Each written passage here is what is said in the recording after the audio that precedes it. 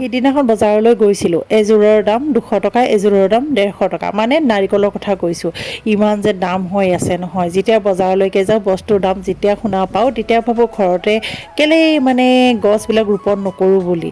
আৰু এতিয়া নাৰিকল গছ লগাইছোঁহে, ডাঙৰ বা কেতিয়া হ'ব, নাৰিকল বা লাগিব কেতিয়া। আৰু যিয়ে কি নহওক সকলোকে স্বাগতম জনাইছোঁ মোৰ ঐনিতি ভিডিঅ'লৈ। আৰু এইকেইদিন আপোনালোকে মোক দেখা পাইছে মেখেলা চাদৰত। অৱশ্যে ডেইলি মেখেলা চাদৰ পিন্ধাটো মোৰ কাৰণে মানে কঠিন কাম নহয় দেই, সময় মিলোৱাটোহে কঠিন। সেইদিনাখনো গৈছোঁ আৰু স্কুললৈ গ'লোঁ, লগৰ কেইজনক অকণমান সময় অপেক্ষা কৰিলোঁ। যিহেতু আমি বিহু নাচৰ অনুশীলন কৰি আছোঁ, হোৱাই নোহোৱাই মানে অকণমান আৰু কেনেকুৱা লাগিছে ক'ব দেই।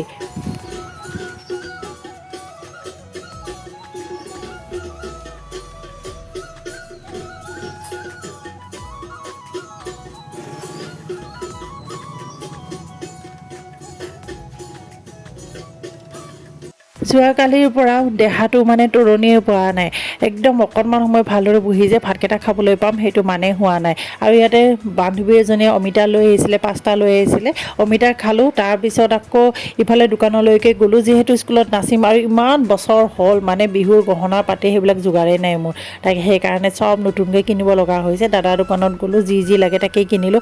আৰু যেতিয়া দাদাৰ দোকানলৈ আহিলোঁ তেতিয়া মোৰ মানে এনেকুৱা গৰম লাগিছিল নহয়, গৰম লগাৰ লগতে বাৰে বাৰে হামি আহি আছিল আৰু মানে মোৰ মাথাটো ঘূৰোৱা যেন লাগি আছিল। কি বা হৈ গ'ল ক'বই নোৱাৰোঁ। অকল দাদাৰ দোকানতে নহয় আৰু এখন দোকানত মানে মোৰ অকণমান পইচা দিবলৈ আছিল, তাতে গ'লোঁ আৰু যাওঁতে তেওঁলোকক ক'লোঁ বোলে চাহ একাপ দিয়কচোন বুলি। অৱশ্যে সেইখন চাহৰ হোটেল নহয়, হাৰ্ডৱেৰ দোকান হয়। আৰু তেওঁলোকে মোক চাহ একাপ আনি দিলে দেই। চাহ একাপ খালোঁ আৰু খোৱাৰ পিছতো মানে মোৰ ইমান হামি আহিছে আৰু ইমান মাথা ঘূৰালে নহয়। যেনে তেনে মই স্কুটি চলাই ঘৰলৈকে পালোঁগৈ আৰু ঘৰত গৈয়ে মই ডাইৰেক্ট বাগৰ দিছোঁগৈ, মানে শুইছোঁ।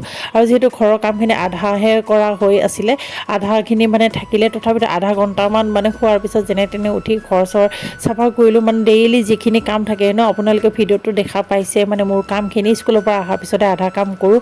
তাৰপিছত আৰু কি হ'ব, আৰু মেখেলা চাদৰ মানে সেইযোৰ সলনি কৰি ইফালে ল'ৰা স্কুললৈ নিবলৈ আহিলোঁ মানে।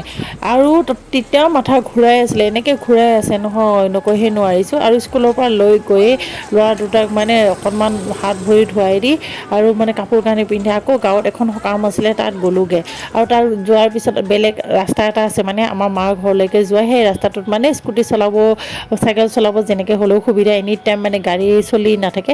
যেনে তেনে মাৰ ঘৰলৈকে গ'লোঁ আৰু মাৰ ঘৰত যোৱাৰ পিছত মানে আকৌ বৰমাৰ ঘৰলৈকে গ'লোঁ। মাৰ মানে ঘৰ নাছিলে আৰু ঘৰত যোৱাৰ সময়ত যদি মাক দেখা নাপাওঁ, আমি মাৰ পিছে পিছেই পামগৈ। সেনেকৈ আৰু মাৰ বিচাৰি মানে বৰমাৰ ঘৰ পালোঁগৈ। আৰু মাথাটো মানে তেতিয়াও ঘূৰাই আছিলে, অকণমান ভাল লাগিছিলে যেনিবা।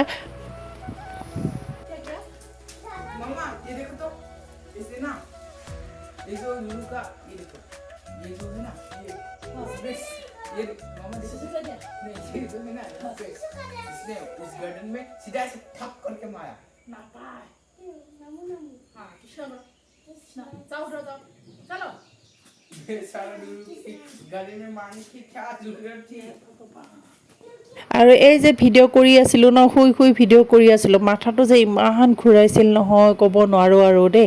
আৰু এই কাপোৰযোৰ যে সত্য যুগৰে কাপোৰ, মানে মোৰ তুলনি বিয়াত দিয়া কাপোৰ দেই, মুগাৰ মেখেলা চাদৰ একদম পিয়'ৰ হয়। তাকেই মানে আনিবলৈ গৈছিলোঁ আৰু ৰাতি মানে ঘৰলৈকে উভতি আহিব নোৱাৰিলোঁ আৰু। ৰাতি 11টা বজালৈকে শুই থাকিলোঁ। তাৰপিছত শুৱাৰ পৰা উঠাৰ পিছতহে অকণমান মোৰ মানে মাথাটো ভাল লাগিলে। কিয় বা সেনেকুৱা হয় ক'ব নোৱাৰোঁ। কেতিয়াবা মোৰ মানে এনেকৈ মাথা ঘূৰাই চকুকেইটা মিলিব নোৱাৰোঁ।